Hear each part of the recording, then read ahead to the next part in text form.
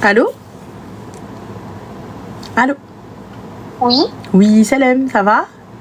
Ça va, c'est Ranel? Oui. Oh là là, je suis trop contente. Mais le content est partagé, dis-nous tout très cher, que puis-je pour toi? Alors, là j'ai 24 ans et du coup depuis petite j'ai toujours été très concentrée sur mes études, etc. Là j'ai eu mon master, tout va bien.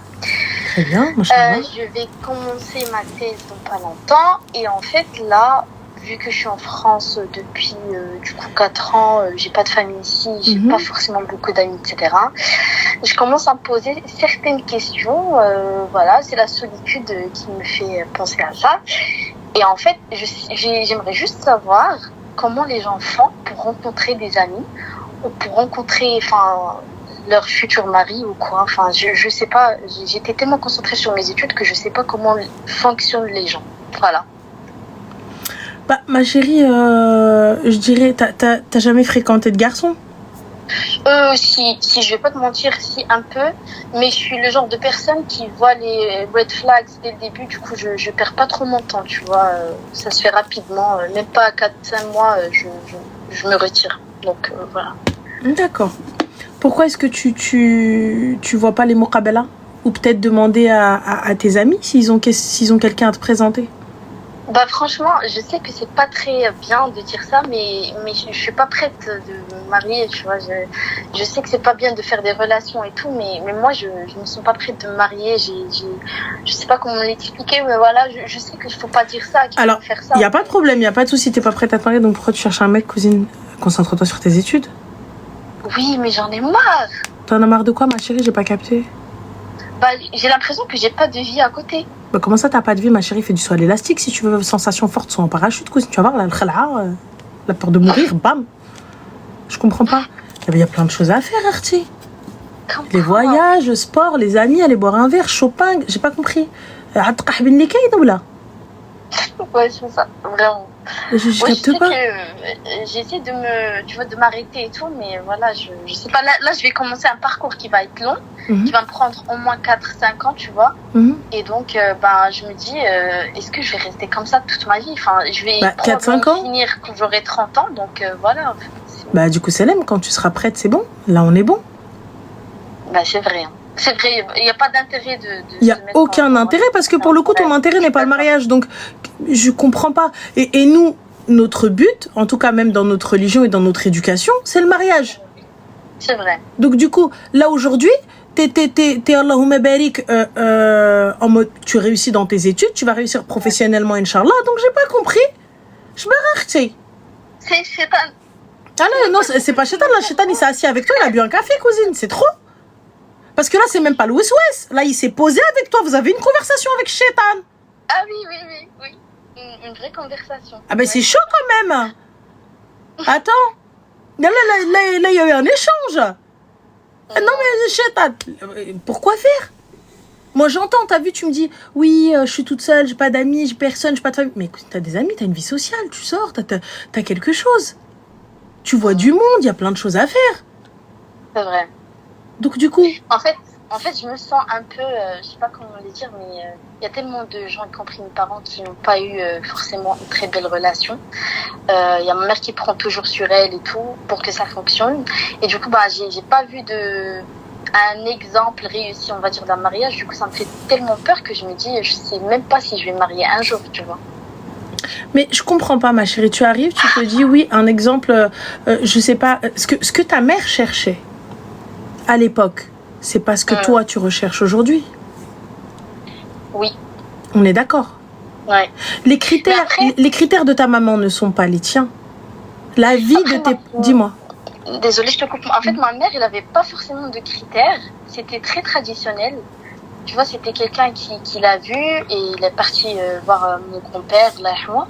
Et puis voilà, c'était fait. C'était pas en mode du coup forcément il voulait quelqu'un qui a un bon travail, etc., un bon statut social, etc., mais genre côté personnalité il le connaissait pas, tu vois. Donc et c'est quoi, ma chérie, tu penses sincèrement qu'en sortant avec la personne tu vas la connaître, tu vas connaître sa personnalité, tu vas vraiment connaître son vrai visage? Oui et non. C'est-à-dire oui et non? Vas-y, dis-nous tout. je trouve que en passant un peu de temps avec quelqu'un, tu peux voir des trucs qui vont pas. D'accord.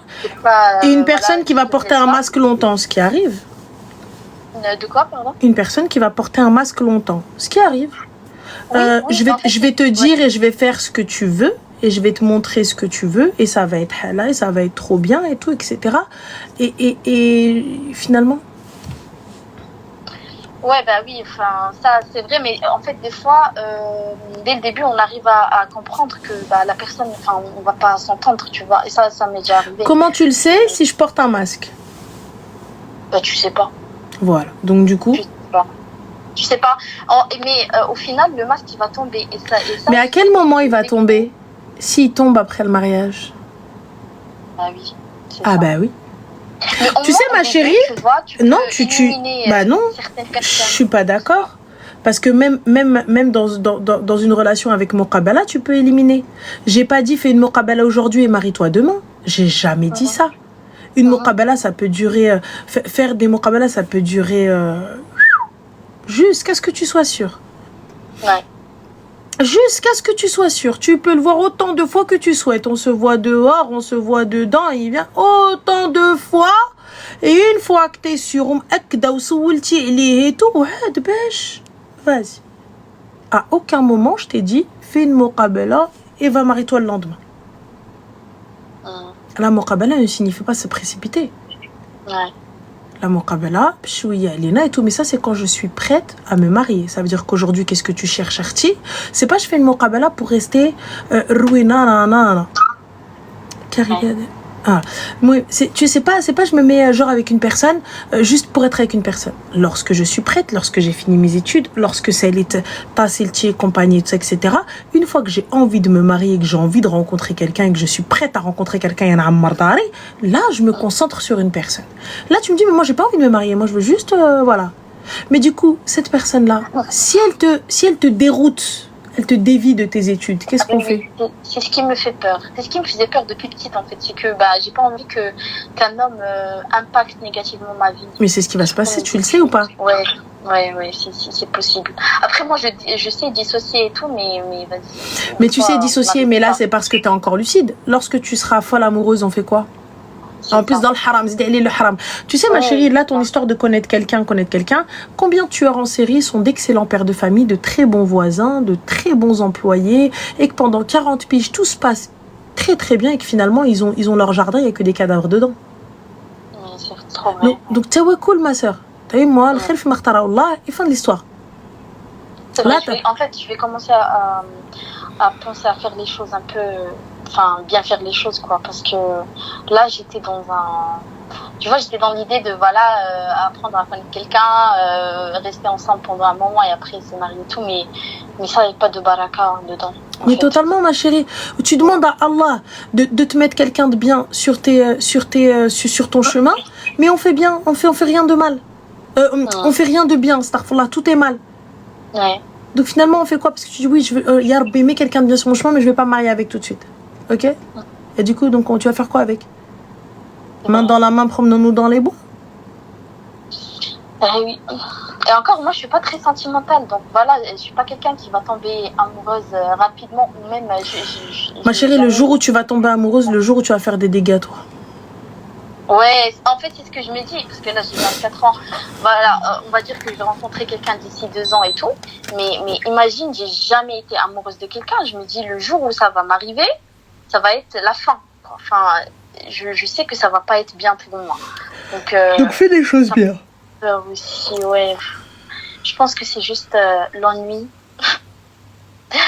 C'est juste l'ennui, c'est juste le... Enfin, comble le vide, ma chérie. La solitude, surtout, en fait. Et ben, comble cette solitude. Ouais, c'est la solitude. Attends, là, toi, tu parles pas de toutes les solitudes. Oui, non, pas de toutes les solitudes. Enfin, c'est surtout... En fait, je me suis retirée, j'ai pas beaucoup d'amis, tu vois, j'ai choisi d'avoir une vie paisible, mais toi, tu veux pas cette vie paisible, Tia. Tu veux un pacemaker dans ton cœur. Toi, tu veux tension et tlalek, tu veux skar et hbat, tu veux plein de choses comme ça, tu vois, tu veux des sensations, parce que je pense que ta vie paisible que tu as choisie, que tu as fait, ne te convient plus. Merci 2%. Tu vois, donc tout ça, ça te va plus. Donc pour le coup, tu t'es dit, pourquoi pas, une crise cardiaque, ça c'est pas mal. Allez, on est bien. Voilà. Qu'est-ce qu'on fait? Dans la vie. Voilà, bah oui, un peu d'épices dans la vie, t'as raison. Ruiner ma vie et mes études, ça peut être bien aussi, hein. Ah oui. En fait, et le truc, c'est que je sais que ça arrive à plusieurs filles d'avoir une mauvaise expérience et que ça impacte tellement leur vie que tout change 360 degrés. Bah oui, les meufs, elles rentrent en HP. Hein. Soit elles rentrent en HP, soit elles vont prendre des marteaux au choix. Donc voilà, Habibti. Ouais, je vais rester dans mon petit coin. Voilà, Habibti. Prends soin de toi. Slema. Merci, bonne soirée. Bonne soirée, ciao. Merci. Ah ouais, vous savez qu'il y a une histoire en plus. J'ai vu sur les réseaux là, c'est une jeune fille qui était avec un mec et tout. Genre le gars il lui dit quoi, samedi je viens demander ta main. Ça y est, appelle ta famille et tout. Elle lui dit c'est vrai et tout. Donc oui, parfait. Elle rentre chez elle, elle appelle, elle va voir sa mère et tout. Elle lui dit maman, Raflen Redigir Tabni, voilà et tout ça, etc. et tout top. Les parents, il l'appelle, il lui dit préviens tout le monde. Elle prévient tout le monde, il prépare et tout ça, etc. Arrive le samedi. L'heure du rendez-vous, le mec n'est pas là. Le mec, il n'est pas venu. Et voilà, le mec, il n'est pas venu. Elle l'appelle et le gars rigole. Il lui dit bah voilà, tu voulais que je demande ta main. Eh ben, c'est elle aime. Lui, il a trouvé ça drôle. La fille, elle est tombée en dépression. Petit eb de dingue. Elle en est morte. Elle est morte d'un choc émotionnel. Ouais.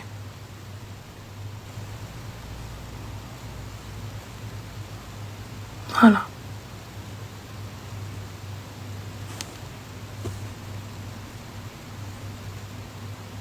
Vous pensez qu'il n'y a pas de conséquences à nos actes? Bien sûr qu'il y a des conséquences.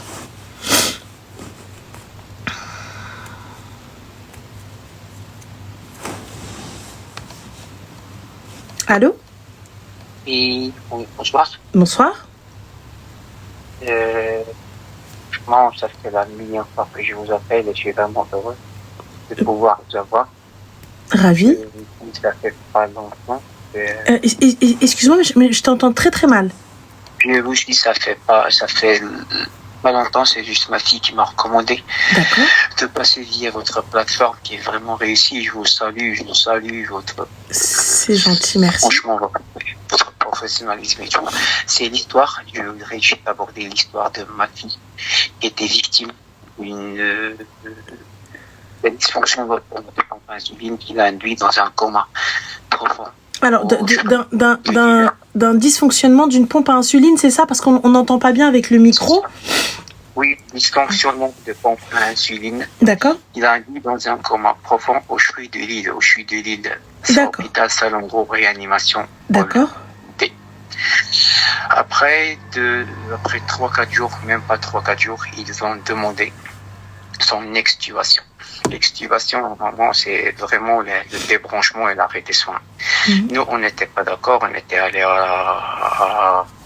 au tribunal. Le tribunal était dans notre sens, il a suspendu la décision. Malgré la suspension de la décision, eux, franchement, ils ont vu au début qu'on était ils se sont dit que c'était des voilés, des arabes et tout. Oui. Ils ont pris une décision sans appui judiciaire, ils n'étaient pas fondus la décision.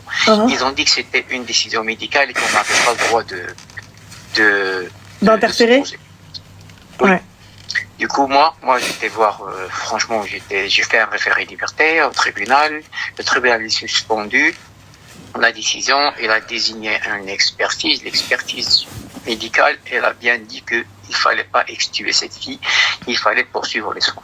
Malgré tout, ils étaient toujours dans la stratégie de l'extubation, de la privation de soins de cette fille-là. Le 16, c'était avec l'expertise médicale. Après, il y avait désignation d'une autre audience pour une autre ordonnance. Le 18, je vous dis, le 16, il y avait l'expertise. J'espère que c'était le 13. Le 16, il y avait la remise de l'expertise. Le 18, ils l'ont mis sous sédation profonde. Ça, c'est le CHRU de Lille. Moi, pendant toute cette période, j'ai lancé des appels à détresse à l'ARS. J'ai fait tout. J'ai même saisi pas mal de personnalités politiques et tout. Le 25, il y avait une deuxième ordonnance qui tombe, suspendant la décision et normalement les soins à poursuivre les soins. Ils ont toujours pas fait, sachant que la fille était déjà dans une sédation profonde, induisant une altération de mémoire. C'était une stratégie bien rodée de la part du CHRU de Lille, hôpital Salengro, pour exterminer cette fille suite à une erreur médicale qui s'est avérée que c'était pas que le dysfonctionnement de la pompe insuline, ok, c'était une erreur de leur part, normalement qu'ils avaient privé de soins pendant une vingtaine de jours consécutifs alors que la fille était diabétique. Les gens vont se dire non, comment ça se fait? Oui, j'ai des preuves, j'ai tout. Le 26, il y avait une proposition de médiatisation de la part de La Voix du Nord et de TF1. Il y a une avocate qui descend comme ça, qui tombe du ciel, me dit que je vais faire la médiation entre vous et l'hôpital. Dès qu'il y avait la médiatisation, tout le monde y commence. Il y avait le service communication de l'hôpital qui ont commencé à appeler. On va faire un transfert, on va vous aider. Je me rappelle, c'était un jeudi. Ils me donnaient des promesses comme quoi ils vont transférer à Sainte-Anne, à Paris pour plus de soins et tout. Mais tout était des mensonges. Je savais que tout était des mensonges. Là, l'avocate qui était là pour la médiation entre moi et l'hôpital, elle a refusé la médiation. Le mec du TF1, je suis pas censé dire son nom, il était prêt à venir en reportage parce qu'ils étaient au TA, au tribunal administratif, pour voir est-ce que c'était bien, normalement, si c'était bien un refus une suspension une annulation de la décision. Une exculpation, c'était bien une annulation, j'ai les deux ordonnances. Je les ai du tribunal et tout, comme quoi le tribunal était dans mon sens et que le CHRU de Lille, il devait reprendre les soins. Ma fille, il était déjà en sédation profonde, en altération de mémoire. Ils l'avaient fait exprès parce que moi, je les ai saisis en justice. Depuis ce temps-là, j'arrête pas d'appeler, j'arrête pas de faire des appels à détresse. J'ai appelé, je suis allé beaucoup plus loin, je suis allé. L'ARS, elle est au courant. Tout le monde est au courant. J'ai appelé même s'il y a des gens, s'il y a le cabinet du ministère de la Santé, je les ai appelés, j'étais prêt à faire une audience directe avec le ministre de la Santé, la ministre de la Santé, pour lui expliquer et pour lui dire qu'il y a un meurtre en cours contre ma fille qui est au CHRU de Lille, Paul D, à la chambre 8. Maintenant, il y a toujours une sédation profonde qui est en cours et il y a un meurtre qui est en cours. Franchement, je vous l'assure, j'assume mes responsabilités. Le tribunal, il est en cours. J'ai fait une plainte au niveau au procureur. J'ai lancé pas mal. J'ai une pétition qui est lancée. J'ai appelé partout. Il y a un parti politique qui est en cours. Il y a des gens, des députés qui m'ont appelé mais qui n'ont rien fait. L'ARS n'a rien fait. Mais il y a une stratégie bien rodée et ficelée pour exterminer ma fille, pour enterrer la vérité avec elle. Je suis prêt à vous donner toute aide pour les gens qui seront prêts à m'aider, pas financièrement mais administrativement, que ce soit des avocats ou des gens des politiciens ou des journalistes qui seront prêts à médiatiser ou à m'appuyer dans ce sens. Moi, je ne veux pas les responsables, je veux que la vie de ma fille. La vie de ma fille, elle est en danger. Je vous dis que peut-être je vis les dernières heures de la vie de ma fille à cause de ces gens-là qui se sont acharnés administrativement, médicalement contre moi et contre ma fille, juste parce que il y avait quelqu'un à Maghrébin qui a dit non à une décision médicale, qui a dit oui, il a dit que c'est une décision médicale et vous n'avez pas le droit de contester. Moi, j'ai tout contesté, c'était pour la vie de ma fille, pour rien du tout, c'est pour garder ma fille vivante. Est-ce que vous avez sur vos réseaux, ou quoi que ce soit, où est-ce qu'on peut partager l'histoire? Parce que là, pour le coup, est-ce qu'il y a une page Insta ou un lien exactement Je vous donne, une petite seconde, je vous donne le lien de la pétition. Je vous dis qu'il y a des centaines d'écrits, de relances, de signalements à l'ARS. Et l'ARS, c'est l'agence régionale de santé. Il y a même le procureur qui a bien pris en compte ma plainte. Mais là, le problème, c'est qu'il y a urgence d'intervenir pour sauvegarder ma fille de ce meurtre. C'est vraiment un meurtre qui est en train normalement, de se faire par préméditation, sous couvert des lois. Ils sont en train de faire, normalement, ils sont en train d'exécuter une mise à la mort de ma fille sans aucun appui juridique, malgré les ordonnances du tribunal administratif qui dit qu'il faut poursuivre les soins.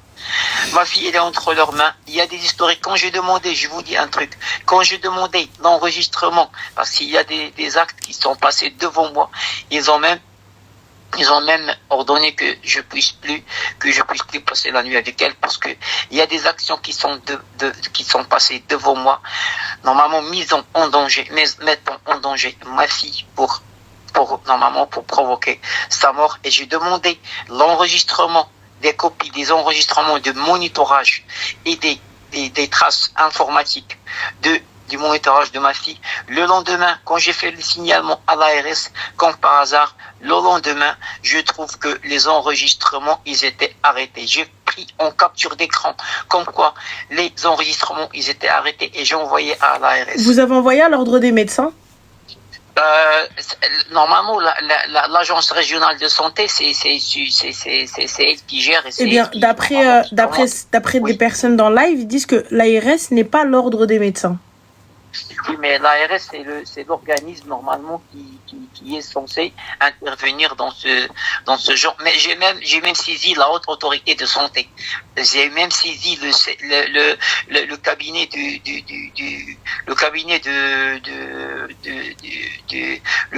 du ministre de la Justice. J'ai saisi vous pouvez nous donner la pétition? Je vous donne la pétition. Comme ça, on peut la partager pendant que vous nous parlez de l'affaire. Je vous donne la pétition. C'est dans Change Port. Est-ce que je vous donne le lien, ou je ne sais pas comment faire, franchement. Dites-moi, c'est quel site? C'est comment? Je vais regarder là tout de suite. Le site, c'est change.org. .org, ok. Alors, ok. Le nom, vous avez trouvé exiger la justice pour ma fille victime d'une faute médicale au CRU de Lille. Alors.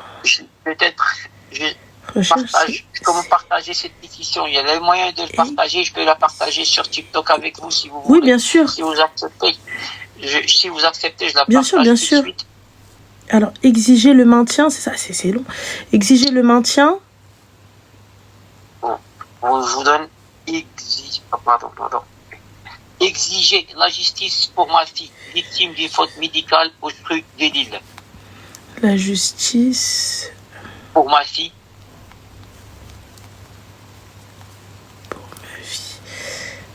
Victime d'une faute médicale au CRU de Lille. Je vous assure, madame, j'ai des vidéos qui prouvent la mise en danger de ma fille, qui prouvent la mise à la mort de ma fille. J'ai des photos qui sont sidérants. J'ai des trucs, j'ai des écrits que je supplie des gens avec des preuves que ma fille, elle est en danger. Ma requête, elle était retenue par le magistrat pour enquête. Maintenant, j'écris. Dernièrement, j'écris pas, même aujourd'hui, j'écris pour, si jamais il y a une mort, la préservation du corps de ma fille pour une éventuelle autopsie, parce que je sais que ils sont décidés, on est dans l'irréversible. Ils sont en train de tuer ma fille, ils ont peut-être tué ma fille. Ils m'ont privé de la voir la nuit, parce que c'est surtout la nuit que ça se passe. Il y a vraiment des gens. Mais ils peuvent faire ça légalement? Comment? Ils peuvent faire ça, vous empêcher de rester avec votre fille? Ils ne peuvent pas faire, mais pas respect pour respect.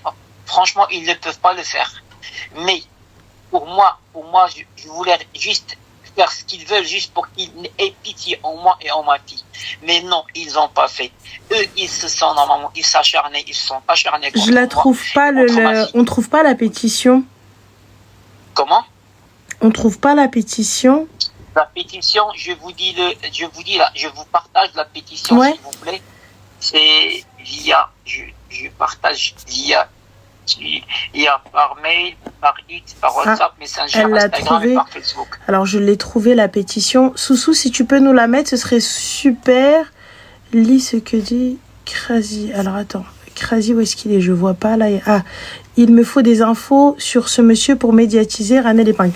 Alors, monsieur, est-ce que je peux donner votre numéro ou pas? Oui, vous donnez mon numéro de téléphone. S'il vous plaît, juste par dignité pour ma fille, vous donnez pas le nom, mais bien sûr. Vous donnez mon numéro de téléphone. S'il y a quelqu'un qui m'appelle, je lui donne mon adresse mail et je lui envoie tout, madame. Ça va être vraiment. Non, parce qu'il y a des personnes qui peuvent vous aider et là, pour le coup, s'ils peuvent vous aider, ça ce serait super. Alors, le numéro du monsieur, ce sera le 06 41 82 74 39. Je vous remercie. Je répète encore le numéro. Il y a avec grand plaisir. 06 je serai prêt 41. À n'importe quel moment, à n'importe quel. Parfait, c'est super. Et n'importe quelle personne prête à m'aider administrativement. Donc ça les gens, si possible, de l'aider, même juridiquement parlant. Si vous avez la possibilité, donc bien sûr, il n'y a pas de demande d'aide ou de cagnotte ou autre. Ils vous demandent juste donc de le partage de la pétition et surtout la possibilité donc de pouvoir l'aider administrativement parlant. En médiatisant l'affaire, parce que le Spree de Lille, je vous l'assure, mesdames, messieurs, le Spree de Lille, il est en train de tuer ma fille et franchement, il y a des trucs que j'ai en photo que le Spree de Lille, il tue les gens comme ça. J'ai les preuves et je vais justifier ça et j'assume mes responsabilités quand je l'ai bien dit chez le procureur et j'ai des signalements à l'ARS au procureur disant que j'assume mes responsabilités. J'ai des vidéos, j'ai des photos que ces gens-là, ils sont en train de tuer les citoyens français. Il y a quelqu'un qui m'appelle, en train de m'appeler. Oui. Et je vais le rappeler dès que j'ai fini mon live avec vous. Et je vous remercie de tout avec plaisir, c'est nous. Pris le temps. Mais avec plaisir, Allah Shafira, et en espérant qu'il y ait une issue favorable. Mais on n'a rien fait encore. Avec grand plaisir. Merci. Bon courage. Merci. Salam alaikum. Au revoir. Salam alaikum. Je suis en train de chercher la pétition, les gars. 30 petites secondes. Tac, tac. Z. F. JJ. Oui, c'est un numéro de très compliqué, là. Hop. C. N. B. Y. Ok.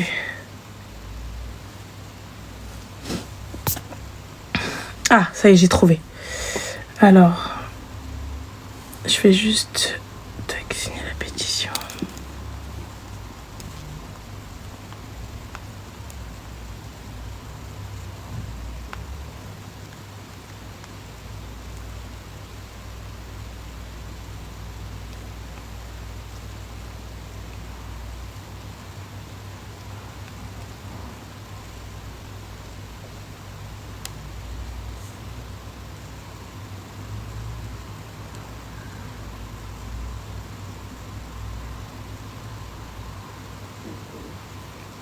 Voilà, c'est bon.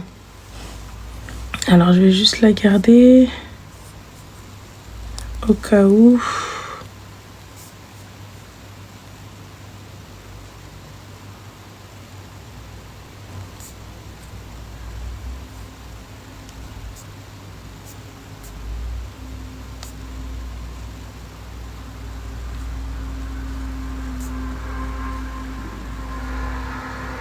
Je vais juste copier, le mettre en presse-papier, excusez-moi, comme ça j'oublie pas parce que moi je suis trop le genre de meuf à zapper avec 600 000 trucs alors que mon cerveau, une huître. Coller, c'est bon, enregistré. Voilà. Alors, on va prendre le dernier appel, les gars. Et après, je vais aller chez Nesso. Dit qu'il en parle sur M6 demain. Bah, écoute, j'espère vraiment. J'espère vraiment qu'on ait pu au moins trouver quelqu'un qui puisse aider ce monsieur. C'est pour moi, c'est une dinguerie. Mais le CHU de Lille, les gars, c'est pas l'endroit où la petite, elle est décédée, le bébé. Ils l'ont retrouvé sur la tête. C'est pas ça, c'est pas là-bas? Oui? D'accord. Pas un problème là, les gars? Pas un souci?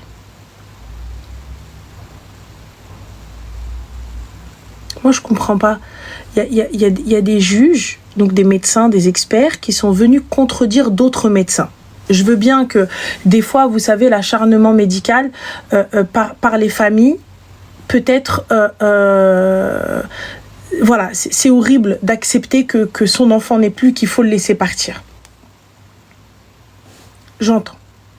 Mais là, tu as des experts qui viennent, qui te disent « Non, elle est encore en vie, donc vous devez la laisser en vie. On doit la maintenir en vie. » Je comprends pas. Ça, sincèrement, je capte pas. Moi, j'entends. T'as vu, on est des fous. On n'est pas bien. On est des gens malades. Il n'y a pas de problème. Tu vois, il n'y a pas de souci. On veut maintenir nos enfants et familles en vie envers et contre tout, il n'y a pas de problème. Mais là, c'est hyper grave. Pour moi, c'est hyper grave. Attendez, je vais juste vous remettre la pétition. Franchement, ce serait super, les gars, qu'on puisse partager ça et au moins faire en sorte que sa pétition soit j'ai vu qu'il y avait 88 signatures, quoi. Il y avait pas, si vous pouvez épingler, ce serait super, parce que moi ça s'épingle pas, j'arrive pas à l'épingler. Et khair, inch'Allah, khair. Allô? Ok. Il y en a 260. Ah ouais, putain, machallah, vous êtes trop réactifs, vous êtes trop vifs. Vous êtes trop vifs, les gars, c'est abusé. Raconte, abusé. C'est pas possible.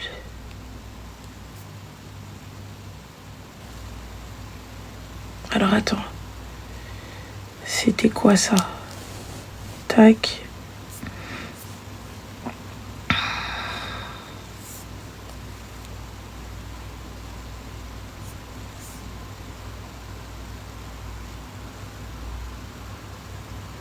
Alors, attendez. Copier le lien.